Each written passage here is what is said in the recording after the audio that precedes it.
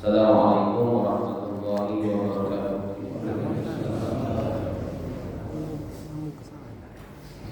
Alhamdulillahirabbil alamin. Hamdan katsiran thayyiban mubarakan fihi kama yuhibbu rabbuna wa yarda. Wa asyhadu an la ilaha illallah wahdahu la syarika lah. Wa asyhadu anna Muhammadan abduhu wa rasuluhu. Allahumma shalli wa sallim wa barik wa an'im ala sayyidina wa habibina wa qudwatina wa syafi'ina Muhammad sallallahu alaihi wasallam wa ala alihi wa sahbihi wa man tabi'ahum bi ihsan ila yaumiddin. Amma ba'd. Allahumma 'allimna bima yanfa'una wa anfa'na bima 'allamtana wa zidna 'ilman wa tuqa wa hudan wa ghina. Hadirin wa hadirat jemaah subuh yang insyaallah senantiasa dimuliakan oleh Allah Subhanahu wa taala.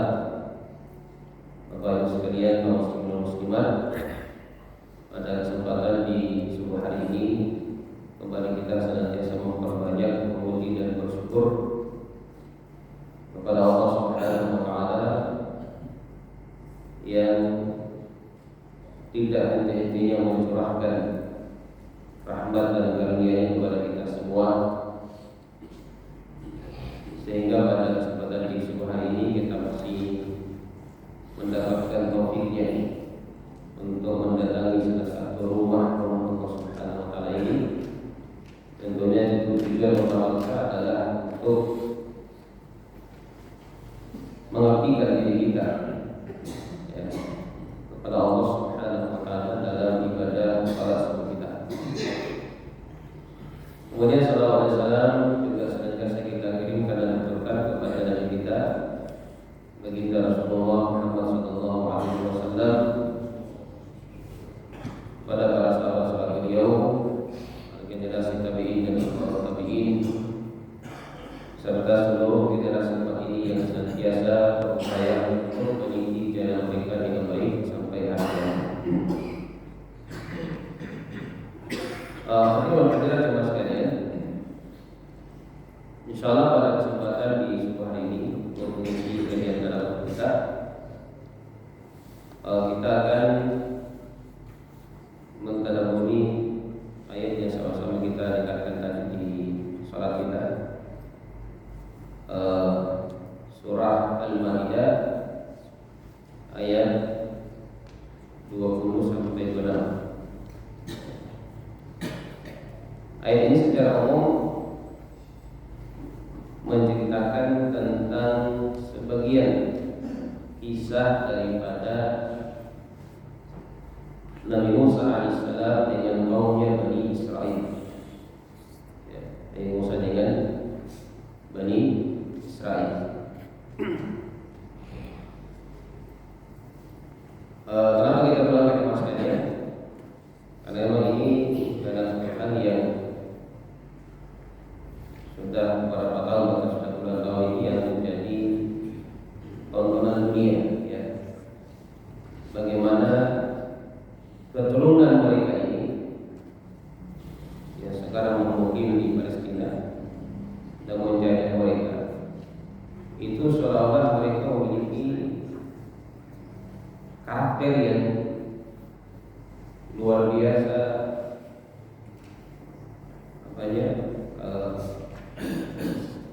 susah digambarkan ya, karakternya mereka. Mereka dianggap sebagai orang yang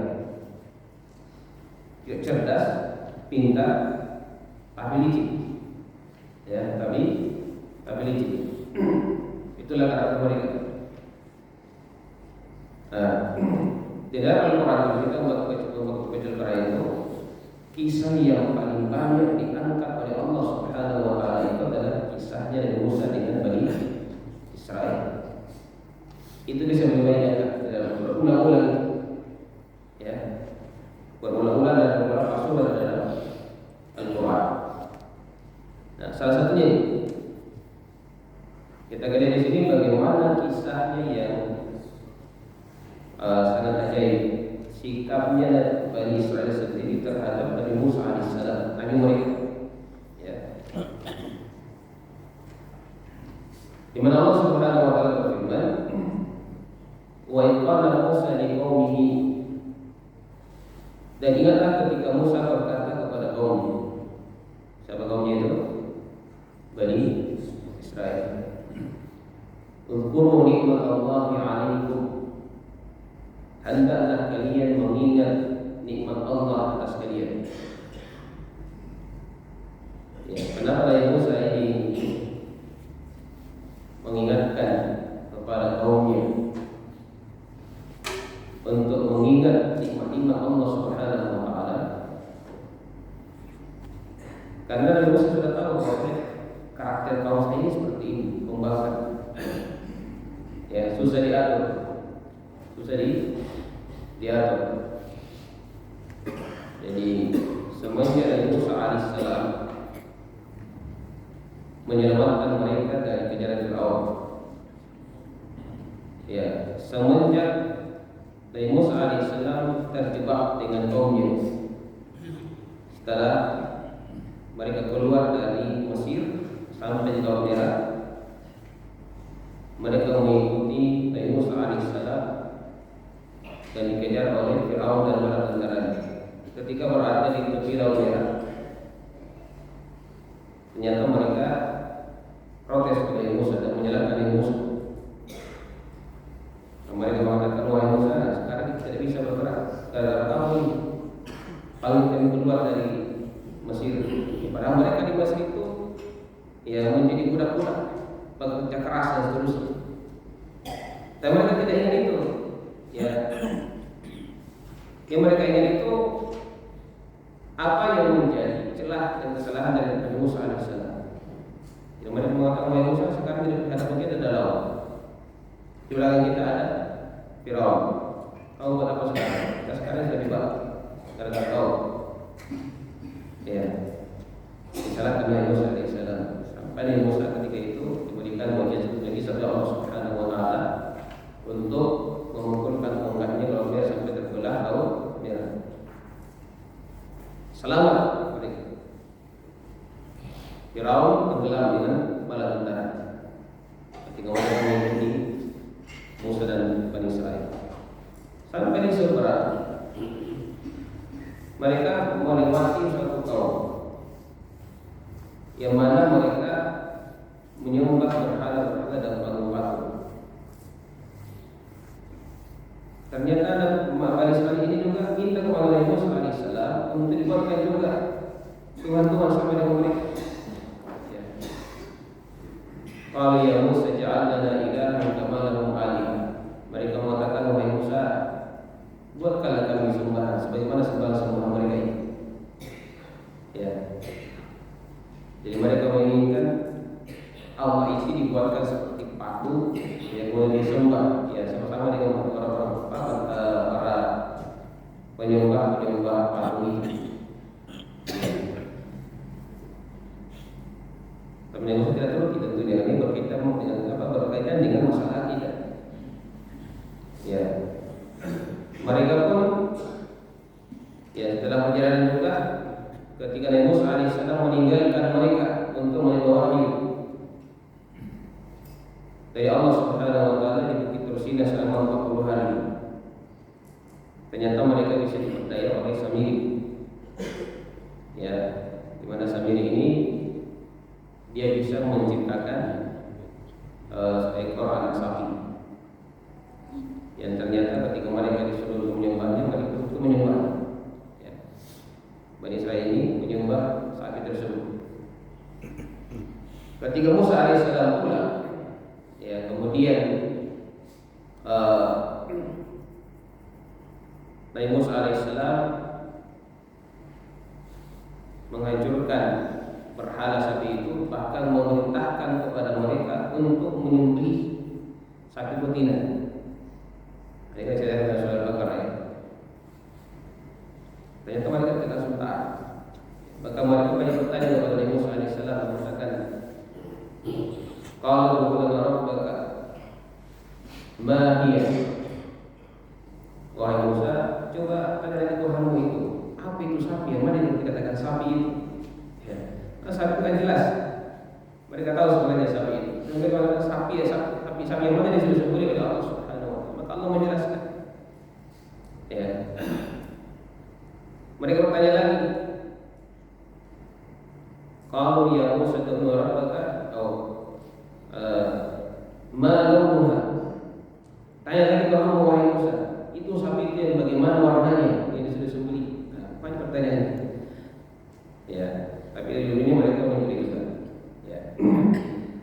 Ini yang sikap daripada Bani Israil. Nah, makanya Musa alaihissalam sebelum memerintahkan sebuah perintah kepada mereka, Nabi Musa mengingatkan kepada mereka, ingatlah nikmat-nikmat Allah yang telah diberikan kepada kami. Artinya, kalau kita mengingat Allah, berarti kan kita yang juga untuk banyak bersyukur. Nah, di antara yang diingatkan oleh Musa alaihissalam ketika itu adalah Izja'alakum anbiya wa ja'alakum muluka wa atakum ma lam yu'ti ahadan minal alamin. Ketika Allah Subhanahu wa taala menjadikan banyak dari kalangan kalian para nabi, maka menjadikan kalian para raja, dan Allah telah memberikan kepada kalian apa yang tidak diberikan kepada orang-orang selain kalian di dunia ini. Ini zaman dulu Allah mengistimewakan Bani Israil. Ya, jadi Allah Subhanahu wa taala mengutus para nabi itu kebanyakannya dari Bani Israil. Ya, keturunan Ishak. Jadi kalau kita baca sejarahnya itu kan ya rata-rata nabi setelah Nabi Ibrahim itu kebanyakan dari keturunan Ishak. Kalau dari keturunan Ismail itu hanya satu nabi, yaitu Nabi Muhammad SAW. Ya, Nabi orang Arab. Dulu dikatakan keturunan Arab itu.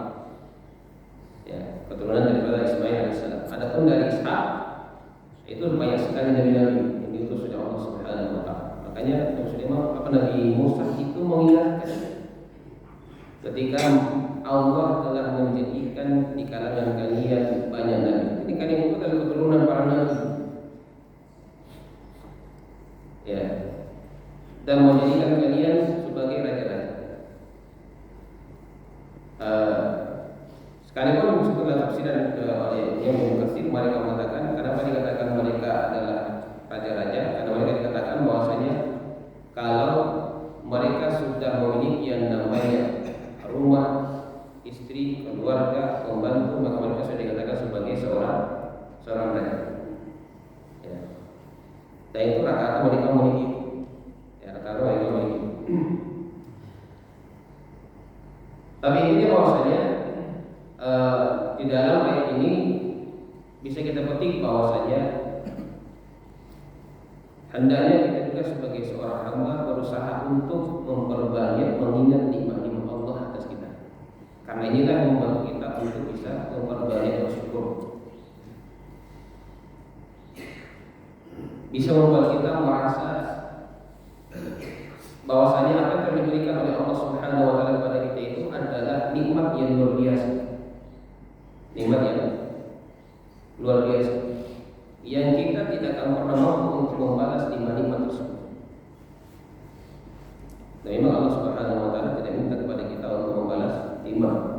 Ya. Allah hanya minta kepada kita untuk bersyukur. Dalam bahasa Arab, syukur itu artinya apa? Terima kasih.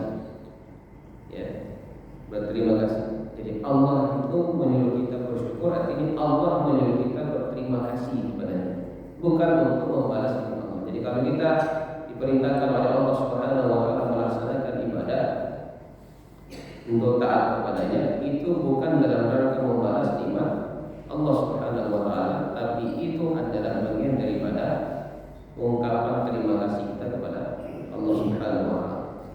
Kata para ulama kita, kalau membalas nikmat Allah Subhanahu wa taala, maka tidak ada yang mampu. Sekalipun kita menghabiskan umur kita siang dan malam untuk beribadah kepada Allah Subhanahu wa taala, hal itu tidak akan mampu membalas nikmat yang diberikan Allah Subhanahu wa taala kepada kita. Ya. Kemudian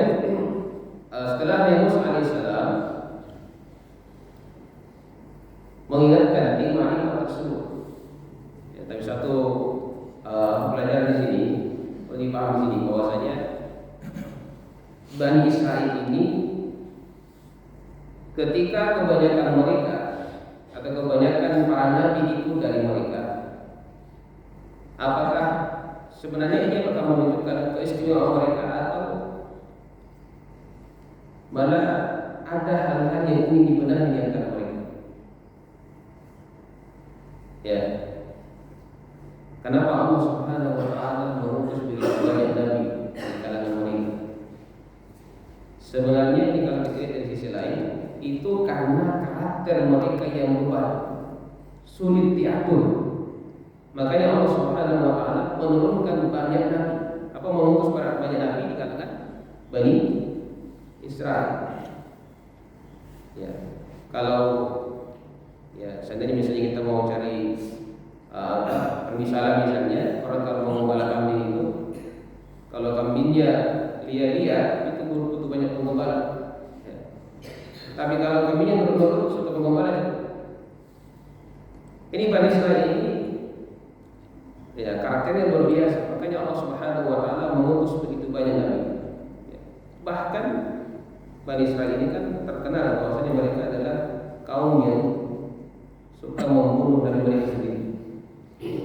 Nabinya pun dibunuh, ya. Ya. Kemudian setelah itu, setelah Musa alaihissalam memerintahkan kepada mereka untuk mengingat Allah Subhanahu wa taala, barulah Nabi Musa alaihissalam memerintahkan sebuah perintah. Inilah yang dijadikan oleh orang-orang Yahudi sebagai landasan keyakinan mereka bahwasanya Palestina itu adalah tanah yang dijanjikan. Ya, Nabi Musa alaihissalam mengatakan setelah Allah Subhanahu wa taala, setelah beliau mengingatkan kalimat tadi, ya qaumi dukhulul ardal muqaddasata allati kataballahu lakum. Wahai kaumku, silakan kalian masuk ke tanah yang suci. Al-ardul muqaddasah itu adalah Palestina, Al-Quds, ya, yang telah ditetapkan oleh Allah Subhanahu wa taala atas kalian. Wala tartaddu ala adbarikum fala fatanqalibu khasirin. Dan janganlah kalian, ya, berpaling ke belakang kalau kalian menjadi orang-orang yang merugi. Di sini kan Nabi Musa alaihissalam memerintahkan mereka untuk masuk ke Palestina. Padahal Palestina ketika itu sudah ada dalamnya penduduknya, ya, ada yang tinggal di sana. Tapi mereka adalah orang-orang yang membuat kerusakan di Palestina. Makanya Nabi Musa alaihissalam mengatakan di kesempatan kita untuk masuk, kita yang berhak untuk mengatur Palestina atau di dalamnya itu adalah tempat yang disucikan oleh Allah Subhanahu wa taala. Ya. Jadi bagaimana sikap daripada Bani Israel setelah diminta oleh Nabi Musa alaihissalam untuk memasuki Palestina ketika itu? Apa kata mereka? Qalu ya Musa, inna fiha qauman jabbarin. Wahai Musa, sesungguhnya di dalamnya itu kayaknya ada orang-orang yang kuat, orang-orang yang unik. Jadi mereka melihat orang-orang kayaknya orang-orang kuat di dalamnya. Sehingga ketika mereka melihat itu, kalau mereka mengambil sikap, wa inna lan nadkhulaha hatta yakhruju minha. Wahai Musa, kami tidak akan pernah masuk ke Palestina itu sampai mereka yang keluar dulu. Ya. Fa in yakhruju minha fa inna dakhilun. Kalau mereka sudah keluar, baru kami masuk. Itu katanya Bani Israel. Artinya kau cari aman dengan sesuatu yang di luar logika. Ya, jadi mereka mengatakan, ya kaum ini kita tidak mau tidak berperang dengan mereka. Ya. Kalau mereka yang keluar sendiri mengosongkan Palestina itu, barulah kami masuk dengan aman. Ya. Jadi mereka tahu sebenarnya itu sikapnya Bani Israil itu adalah pengecut sebenarnya, ya, penakut, takut mati, ya, takut mati, ya. Nah, sekali lagi di sini Bani Israil menunjukkan kembali sikap karakter aslinya, membangkang, ya, membangkang kepada Nabi Musa alaihissalam, tidak mau menuruti perintah Nabi Musa alaihissalam untuk masuk ke Palestina ketika itu. Ya, ini disebutkan lagi setelahnya, ya. Bagaimana sikapnya setelah Nabi Musa alaihissalam mengutus mata-mata. Ya, setelahnya Allah Subhanahu wa taala menyebutkan. Jadi karena mereka merasa takut dengan kaum yang ada di Palestina itu, maka Nabi Musa alaihissalam mengirim 2 mata-mata masuk ke Palestina ketika itu untuk melihat kondisinya. Bagaimana sebenarnya itu dikatakan kaum yang kuat oleh Bani Israil. Ya, ketika dia kembali masuk ke Palestina melihat keadaannya, mereka melihat ternyata tidak ada yang kuat sih. Badannya saja yang besar-besar, tapi mereka adalah orang-orang yang loyal. Ya. Akhirnya mereka berdua kembali kepada Bani Israil dan mengatakan, ya, qala rajulani minal ladzina yakhafuna an'ama Allahu 'alaihim wa yaqulu 'alaihim al. Maka berkatalah 2 orang laki-laki yang berada tadi itu, ya, yang mana keduanya adalah orang termasuk orang yang takut kepada Allah Subhanahu wa taala. Mereka mengatakan qulu 'alaihim al. Silakan kalian langsung masuk saja dalam pintunya. Pintu korbannya sudah. Jadi disuruh langsung lewat depan saya, tidak usah mudah-mudah masuk. Langsung di depan pintunya, pintu korbannya langsung masuk. Fa idza dakhaltumuhu fa innakum ghalibun. Kalau engkau sudah masuk, pasti kamu akan menang. Kalian akan menang. Bayangkan ini. Sudah dipertegas lagi oleh 2 mata ini. Kalau kalian mau masuk ke pintu gerbang, kalian pasti akan menang. Selesai urusan.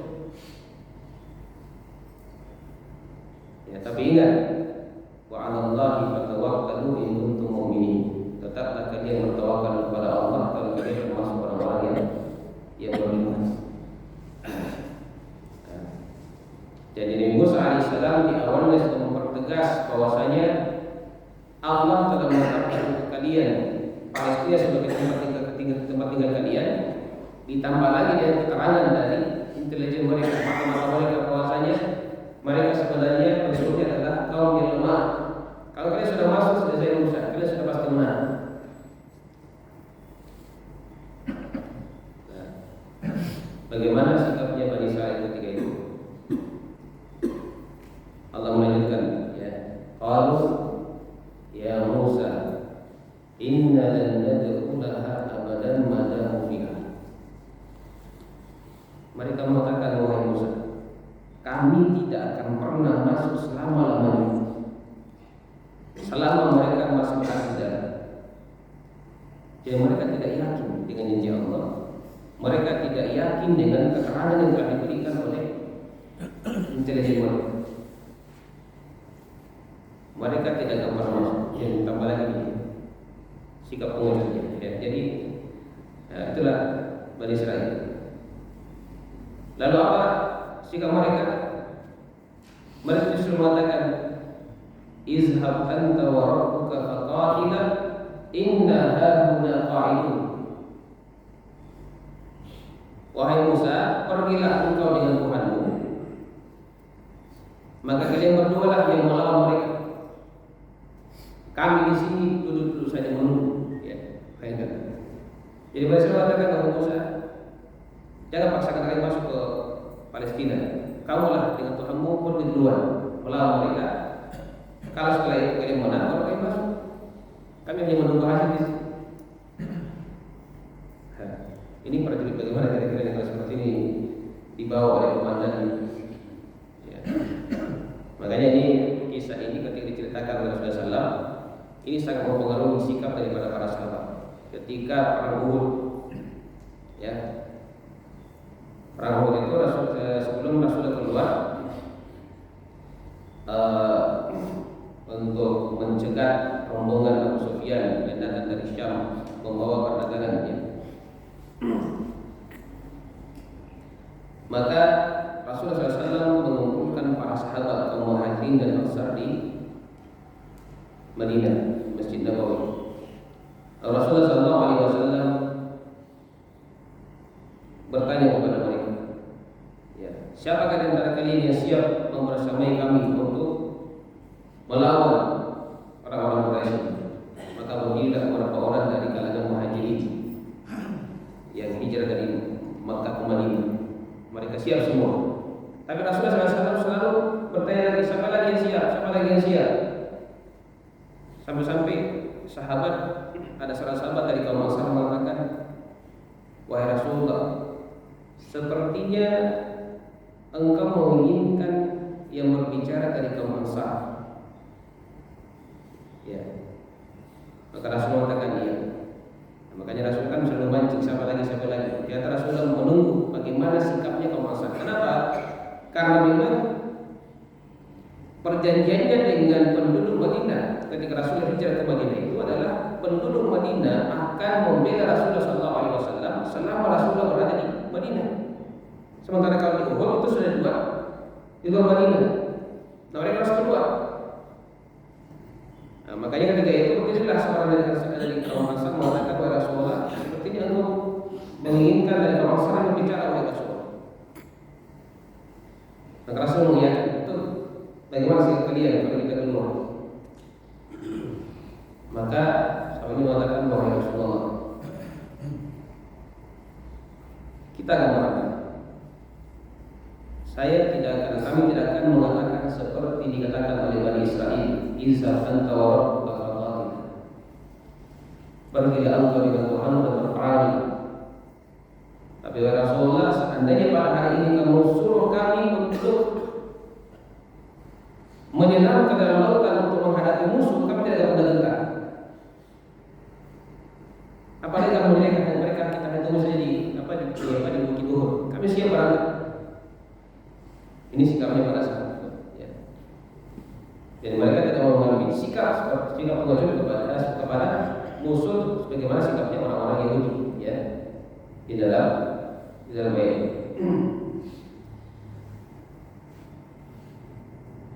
Jadi mereka tidak mau masuk. Akhirnya Nabi Musa alaihissalam ketika juga bakal masuk. Ya. Tidak mungkin Nabi Musa sendiri yang masuk menghalau penduduk Palestina ketika itu. Maka Nabi Musa alaihissalam hanya mengumpulkan permasalahan itu kepada Allah Subhanahu wa taala. Ya. Dan mengatakan, ya, mana Nabi Musa alaihissalam mengeluhkan kepada Allah Subhanahu wa taala di dalam doanya di sini. Qala rabbi inni la amliku illa nafsi wa akhi. Maka Musa mengatakan, wahai Tuhanku, sesungguhnya pada hari ini yang saya tidak bisa menguasai kecuali diri saya sendiri dan saudara saya Harun. Artinya Musa mengeluhkan kepada Allah Subhanahu wa taala, ya Allah, ternyata ya saya tidak bisa mengendalikan Bani Israel ini. Ya, saya hanya bisa mengarahkan saudara saya sendiri Harun. Ya. Fa'fur bainana wa bainal qaumil fasiqin. Maka bisa antara kami dengan orang-orang yang fasik. Maksudnya kaum mukmin. Ya. Nabi Musa alaihissalam sendiri angkat tangan menghadapi kaumnya ketika itu. Ya. Maka Allah Subhanahu wa taala memberikan hukuman kepada Bani Israil ketika itu. Qala fa innaha muharramatun 'alaihim 40 sana. Maka Allah berfirman, kalau begitu tanah Palestina ini akan terhalang dari Bani Israil selama 40 tahun. Artinya apa? Dari waktu itu pemegang Bani Israil itu, mereka tidak akan bisa memasuki Palestina sampai 40 tahun. Dihukum oleh Allah Subhanahu wa taala. Yadihuna fil ardh. Ya. mereka akan tersesat di muka bumi ini. Jadi Allah Subhanahu wa taala membuat Bani Israil itu ketika itu tersesat selama 40 tahun di sekeliling Palestina. Ya. Jadi katakan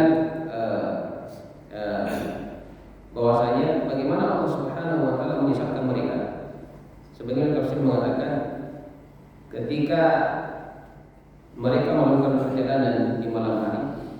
Jadi kalau misalnya orang dulu kalau safar itu mereka lebih suka di malam hari daripada siang hari. Karena malam hari kan tidak panas. Jadi mereka mengatakan bahwasanya Bani Israil ini setiap kali berangkat di awal malam, mereka berjalan satu malam penuh. Di pagi harinya ternyata mereka sampai di tempat semula, kembali ke tempat semula. Bagaimana begitu? Itu berjalan, ya sudah satu malam berjalan, di paginya kembali ke tempat semula lagi. Itu selama 40 tahun. Bayangkan hukumannya mereka diberikan oleh Allah Subhanahu wa taala.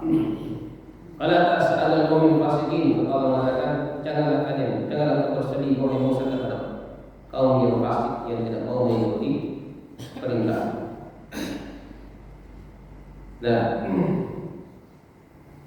di sinilah Allah Subhanahu wa taala ketika memberikan hukuman kepada mereka sekaligus untuk mendidik mereka sebenarnya. Jadi hukumannya ini ketika mereka tersesat, maka ini bagian daripada proses di mana Allah Subhanahu wa taala mendidik mereka supaya memiliki karakter yang kuat.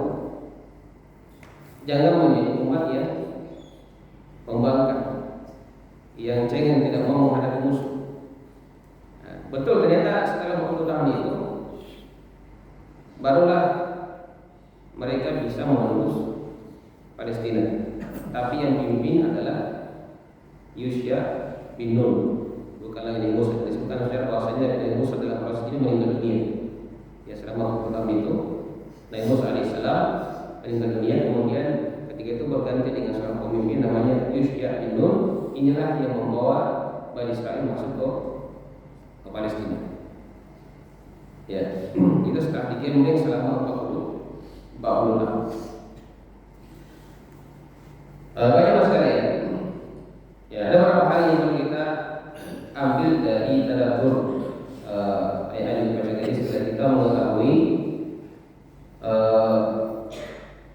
bagaimana sikap Bani Israil ketika pertama kali mereka diperintahkan oleh Musa alaihissalam untuk masuk ke Palestina. Tapi sekali lagi, ketika mereka menjadikan kisah ini sebagai landasan bahwasanya Palestina itu adalah tanah yang dijadikan oleh Allah Subhanahu wa taala untuk mereka.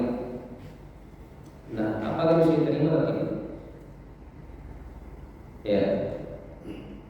Kita mengatakan bahwasanya ini kan sejarah ya. Memang betul bahwasanya pada zamannya Nabi Musa alaihissalam Palestina itu adalah tanah yang dijadikan untuk Bani Israil. Ya. Tapi bukan berarti bahwasanya itu berlaku selamanya. Ya, ketika mereka tinggal di Palestina, kemudian mereka melakukan kerusakan di dalamnya, ya kemudian ada kaum yang menggantikan mereka. Ya, maka kemudian itu selesai. Berarti mereka sendiri tidak bisa mempertahankan Palestina. Makanya ketika mereka datang pada ini untuk menjajah, maka ayat-ayat ini tidak melegitimasi mereka untuk melakukan penjajahan di Palestina. Ya, karena di Palestina ini adalah memang kalau kita menurut sejarahnya itu dia adalah tempat suci untuk 3 agama. Ya, umat Islam dengan Masjid Al-Aqsa-nya, kemudian orang Yahudi dengan tembok ratapannya, kemudian orang Nasrani dengan Bethlehem-nya. Ya.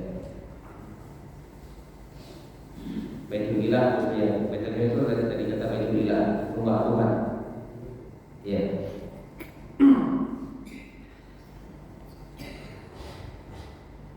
Baik. Nah, beberapa hal yang perlu kita ambil pelajaran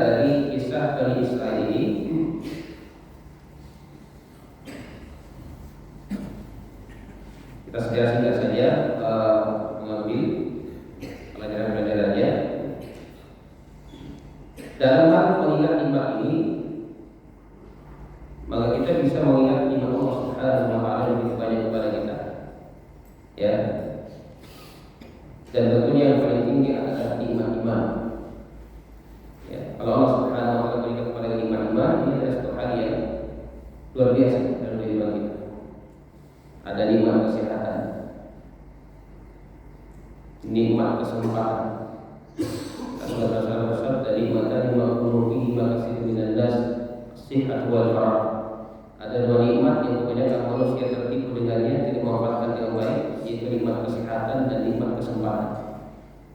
Ya, orang sehat nanti ketika sakit baru tahu bagaimana berharganya kesehatan.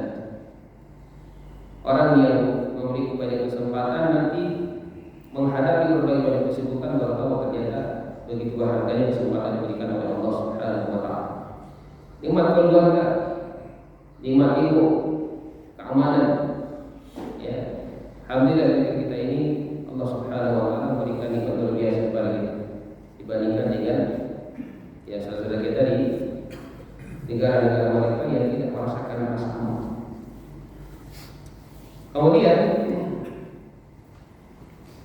ketika Nabi Musa AS memerintahkan Bani Israil untuk masuk ke Palestina, itu mereka mencari alasan untuk tidak mengikuti perintah Nabi Musa AS.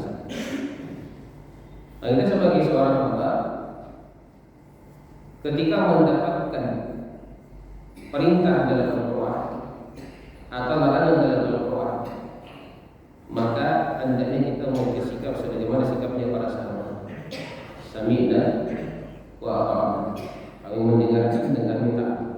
Tidak mencari-cari alasan untuk menghindari perintah, apalagi mencari-cari alasan untuk menghalalkan yang diharamkan oleh Allah Subhanahu wa taala. Kalau misalnya Bani Israil itu bukan dikatakan sami'na wa ata'na. Itu prinsip mereka. Kami mendengarkan dan kami taat. Jadi beda sami'na wa ata'na dengan sami'na wa asayna. Kami dengarkan tapi kami juga bermaksiat, tidak mau mengikuti perintah Allah Subhanahu wa taala. Ya. Kemudian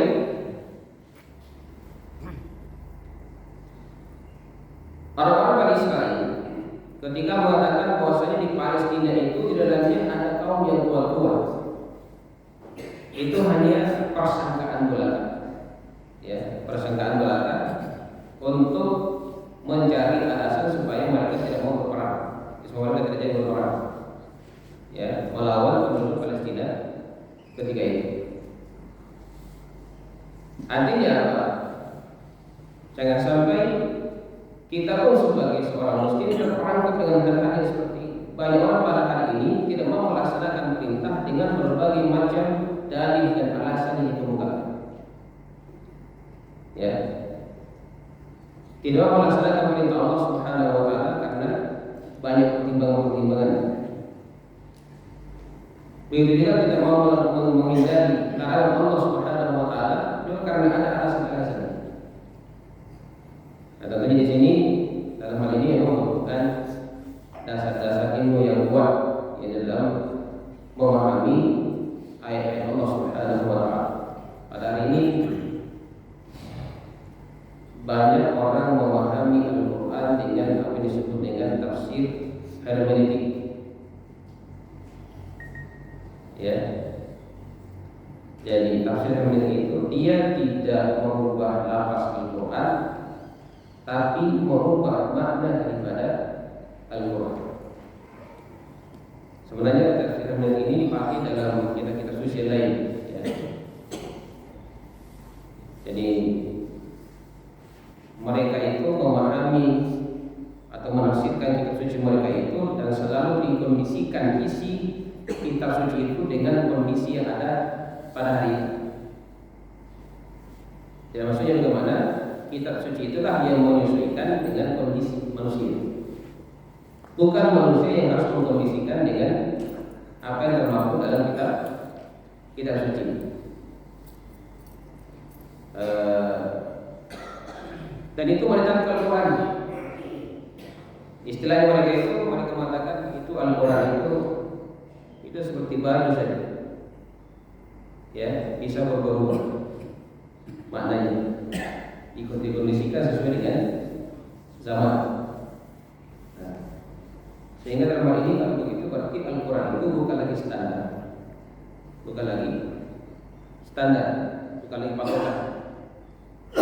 Kalau dikatakan Al-Quran itu bisa berubah menyesuaikan dengan kondisi dan zaman. Jadi menurut mereka jangan paksakan zaman itu ikut kepada Al-Quran, karena mereka menganggap bahwasanya Al-Quran itu sudah diturunkan di zaman yang sudah sangat jauh, lebih 1000 tahun yang lalu, yang mana kondisinya beda dengan kita sekarang.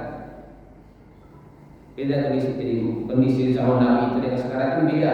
Mereka mengatakan, ya jangan paksakan apa yang ada pada zaman Nabi itu diikuti oleh zaman ini, karena mereka menganggap itu keterbelakangan atau balik ke belakang. Justru sebaliknya, apa yang ada pada zaman Nabi itu bisa berubah ketika sudah tidak lagi relevan dengan zaman pada hari ini. Sehingga kita melihat mereka banyak berubah isi makna daripada isi Al-Quran. Ini kalau kita alihkan jemaah sekalian, saya kadang-kadang mengambil analogi seperti ini sekalian. Al-Quran itu apakah dia standar dalam kehidupan kita atau dia adalah variabel? Ya, berarti kalau kita misalnya antara songkok yang kepala kita, ya, yang mana jadi standar? Songkoknya jadi standar atau kepala? Ya, kalau kita boleh songkok, ya, jadi patokan itu songkoknya atau kepalanya? Kepala. Maka jangan jadikan songkok sebagai standar. Kalau songkoknya kecil, perkecil kepalanya. Kan tidak begitu, Pak? Ya, mestinya kita mengikuti ukuran kepala. Jadi kalau kepalanya ukuran 7, jangan mengikuti ukuran 5 atau ukuran 9, tidak cocok. Karena standar yang kepalanya standar. Itu Al-Quran. Al-Quran itu adalah standar. Dan kita yakini bahwasanya Al-Quran itu senantiasa relevan dalam kondisi bagaimanapun, dalam zaman apapun, Al-Quran itu sangat relevan. Ya, tapi jangan menjadikan Al-Quran itu adalah sesuatu yang bisa berubah. Al-Quran dipaksakan ikut zaman, Al-Quran dipaksakan untuk mengikuti kondisi hanya dengan alasan maslahat, menolak mafsadah atau disebut dengan maqasid syariah. Ya, jadi membahas maqasid syariah dalam Islam itu penting, tapi ada patronnya, ada kaidah-kaidahnya, ada batasan-batasannya. Ya, sehingga ketika pertentangan dengan Quran dan hadis, sebuah maslahat itu maka perlu ditimbang. Banyak orang pada hari ini yang menghalalkan riba misalnya, menghalalkan riba dengan alasan apa? Maslahatnya. Ya, mengatakan bahwasanya kalau sekarang ini kita mengatakan bahwasanya riba itu riba, maka ini imbasnya akan begitu besar. Ya, jadi mereka mengatakan ya kalau bukan bank-bank yang di dalamnya ada unsur riba itu yang membantu membangun negeri kita ini, ya, maka akan banyak proyek macet dan seterusnya. Kita mengatakan itu masih ada pilihan untuk sesuatu yang bersifat darurat. Ya, itu sesuatu yang bersifat darurat. Dari sini keimanan kita diuji oleh Allah Subhanahu wa Ta'ala. Nah, ini perlu kita yang seperti ini. Jadi banyak hari ini mohon maaf yang dikatakan sebagai tokoh-tokoh pemikir Islam, tapi ternyata ketika mereka memahami Al-Quran dan hadis itu, pemikirannya itu dia lebih cenderung untuk mendahulukan logika daripada orang, sehingga mereka memaksakan Al-Quran itu ikut dengan logikanya, bukan logika yang ikut dengan orang. Ya, Allah. Banyak sekali ya. Saya kira itu cenderung banyak kita bahas ini. Tapi ini di sini bahwasanya dengan kisah disebutkan oleh Allah Subhanahu wa Ta'ala terhadap kita atau kepada kita terkait dengan kisah Bani Israil ini, kita sudah paham sebenarnya karakter mereka. Ya, dan pada hari Masya Allah kalau kita lihat eh, di beberapa hari terakhir ini, ya masih lihat Zionis Israel ini sekarang mereka bukan tentara yang turun, tapi yang turun mereka juga adalah warga sipil mereka turun dan persenjataan mereka. Jadi warga sipil ini mendatangi rumah-rumah daripada warga Palestina dan diusir dari rumahnya, diambil semua kekayaannya. Ya, maka sampai itu domba-dombanya, kambing-kambingnya diambil semua. Ya, rampas semua. Ya mereka memang tujuannya adalah bagaimana mereka supaya semua orang Palestina itu keluar dari Palestina, baik di Turki Barat maupun di Gaza. Apalagi ya. Jadi tujuan utama mereka. Bayangkan kalau sampai dikatakan rakyat sipil bersenjata, ya untuk melawan dan mengusir daripada penduduk Palestina. Baiklah sekalian, saya kira demikian kita tonton pada kesempatan hari ini atau sebuah hari ini. Kalau ada hal-hal yang perlu didiskusikan sebelum kita tutup, kami persilakan kepada jemaah.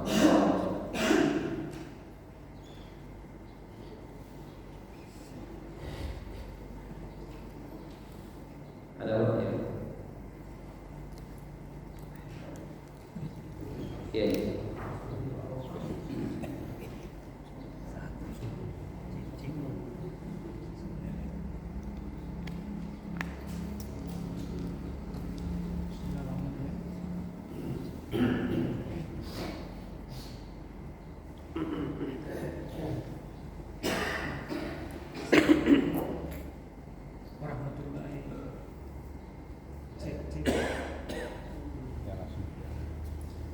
Assalamualaikum warahmatullahi wabarakatuh.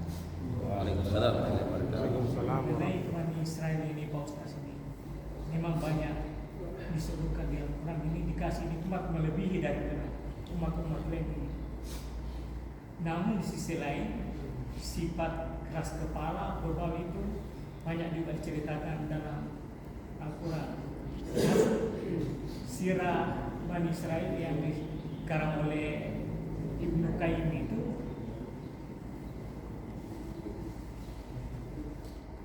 waktu turunnya Taurat itu oleh Nabi Musa, dia menawar Nabi Musa. Saya lihat dulu Nabi Musa ini pada kitab Taurat ini. Kalau memang tidak sesuai dengan keinginan saya tidak akan taat ini. Itu sifatnya. Pertanyaan saya di sini Pak Ustaz, kenapa Allah tidak mengasap ini Bani Israel? Karena di Al-Quran kaum Ad, kaum banyak kaum diasap oleh Allah. Sedangkan Israel kayak ada keistimewaan sebetulnya oleh Allah tidak mengasap. Padahal banyak sekali pelanggarannya Pak Ustaz ini. Kira itu saja. Terima kasih. Assalamualaikum warahmatullahi wabarakatuh. Waalaikumsalam.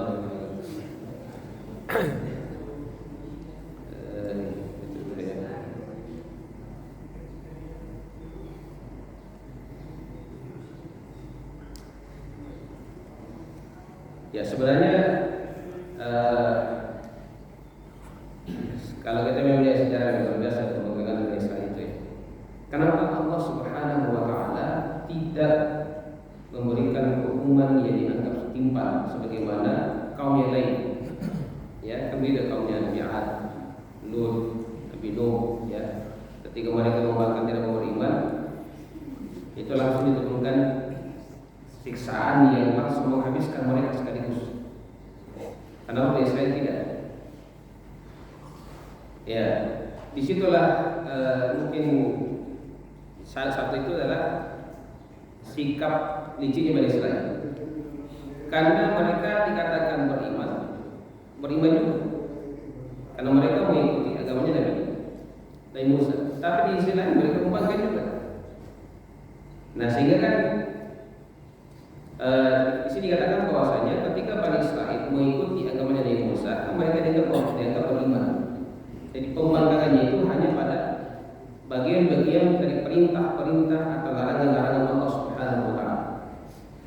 Jadi secara umum ya mereka mengikuti Nabi Musa, tapi dalam penerapan agama itu mereka membangkang. Ya banyak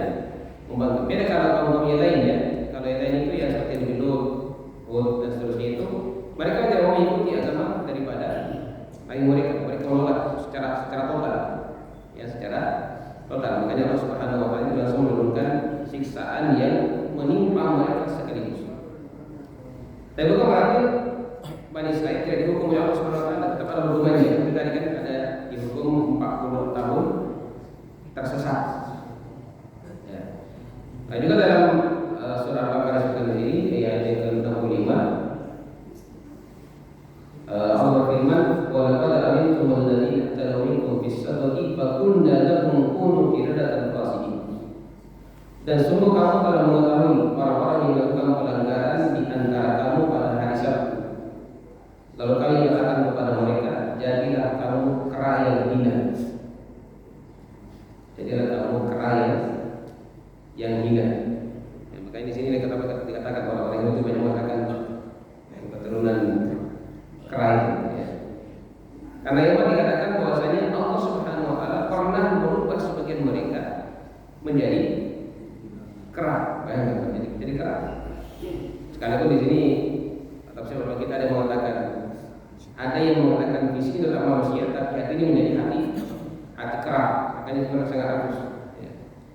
Tapi ada juga yang mengatakan memang Allah Subhanahu wa taala mengubah mereka jadi kera, visinya itu.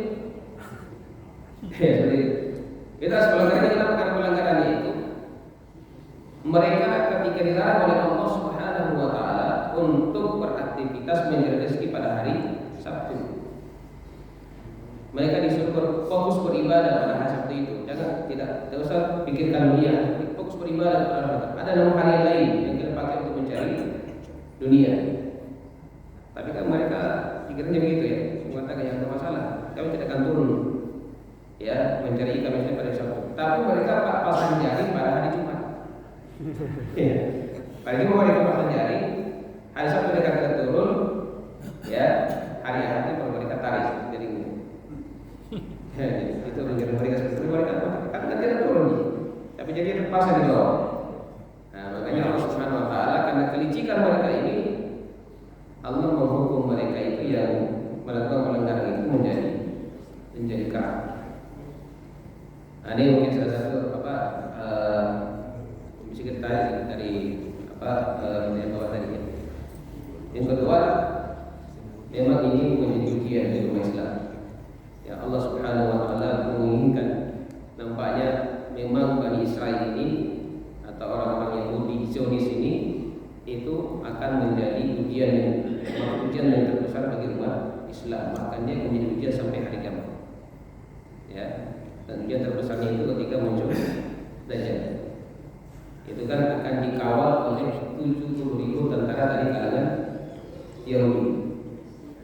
Nah, jadi memang ini kita sebagai umat Islam harus menyadari itu bahwasanya ya orang Yahudi ini itu adalah memang kaum yang dipersiapkan oleh Allah Subhanahu wa taala untuk menjadi ujian terberat bagi umat ini. Kita harus siap menghadapi bagaimana kita bisa betul-betul memiliki benteng pertahanan keimanan yang benar. Karena kalau kita pikir-pikir memang banyak propaganda yang dan ini propaganda yang asal-asalan, propaganda global. Menurutnya ternyata mereka yang merancang, ya orang ini merancang. Jadi pada hari ini kita lihat sekali mereka komunitas yang sangat terbatas, sangat sedikit, tapi ternyata bisa mereka menguasai dunia ini ya dari berbagai bidang, ekonomi, politik, apalagi kalau bicara fashion dan seterusnya, makanan dan seterusnya. Bayangkan mereka bisa menguasai semua. Ya.